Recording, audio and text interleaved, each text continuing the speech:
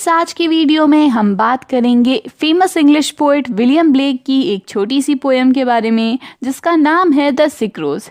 इसे 1789 के आसपास लिखा गया था, लेकिन इसे पब्लिश किया गया था 1794 में उनकी कलेक्शन सॉन्ग्स ऑफ एक्सपीरियंस में।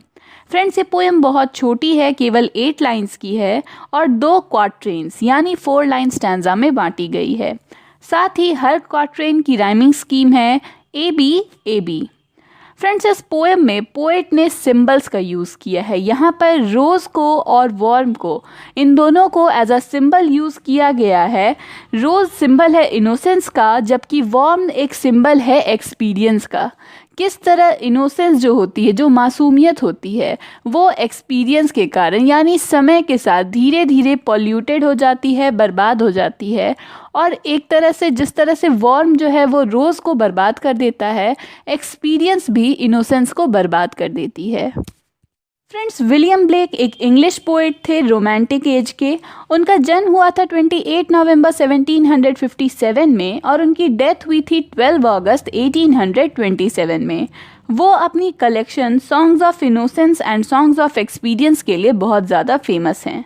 उनकी फेमस वर्क्स में the marriage of heaven and hell, the four Zoas, Jerusalem, Milton, ये सभी पोएम शामिल हैं।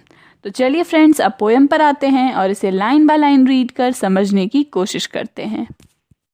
ओ रोज दाउ आर्ट सिक, यानी ओ गुलाब तुम बीमार हो। ये दाउ आर्ट जो वर्ड है ये ओल्ड इंग्लिश वर्ड्स है, जिसका मतलब हुआ you are. O rose you are sick, यानी कि ओ गुलाब तुम बीमार हो, तुम मुरझा रहे हो, मर रहे हो।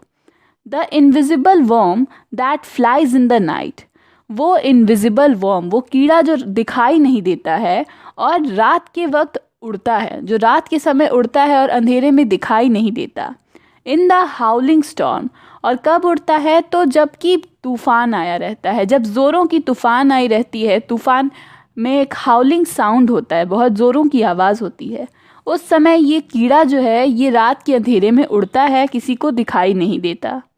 Has found out thy bed of crimson Joy, मगर उस वर्म ने, उस कीड़े ने तुम्हारे बिस्तर को ढूंढ लिया, तुम्हारे बेड को ढूंढ लिया है, जहाँ तुम उगे हुए हो, वो उस जगह को ढूंढ लिया है।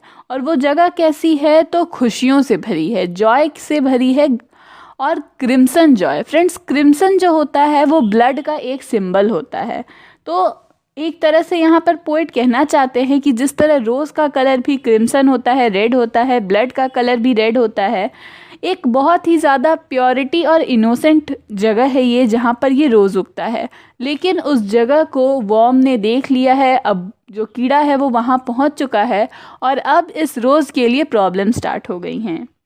And his dark secret love, और साथ ही उसने क्या ढूंढ लिया है तो अपने उस गहरे और सीक्रेट प्यार को। कीड़े का जो प्यार है गुलाब के लिए, गुलाब का फूल फ्रेंड्स बहुत ब्यूटीफुल होता है, इंसेक्ट्स को अट्रैक्ट करता है अपनी ओर। और ये एक प्रॉब्लम है क्योंकि वही इंसेक्ट्स बाद में उस गुलाब को मुरझा देते हैं, उसे बर्बाद कर देते हैं। तो यहाँ पर पोएट वही कह रहा है कि उस गुलाब की ब्यूटी को उस कीड़े ने देख लिया है और ये जो उसका डार्क लव है, ये प्यार जो शायद उसे डिस्ट्रॉय कर देगा, वो भी उसे समझ में आ गया है। डज दाई लाइफ डिस्ट्रॉय, और वो प्यार क्या करेगा, तुम्हारी लाइफ को डिस्ट्रॉय कर देगा, तुम्हें बर्बाद कर देगा। यानी ये जो गुलाब है ये पहले से बीमार है और ये वॉर्म आकर उसे बर्बाद कर देगा। ठीक उसी तरह इनोसेंस के बारे में, ये जो रोज़ है ये इनोसेंस का सिंबल है। जो एक्सपीरियंस है, वॉर्म के रूप में जो एक्सपीरियंस आती है लोगों के मन में, वो धीरे धीरे हमारी इनोसेंस को ख़त्म कर देती है।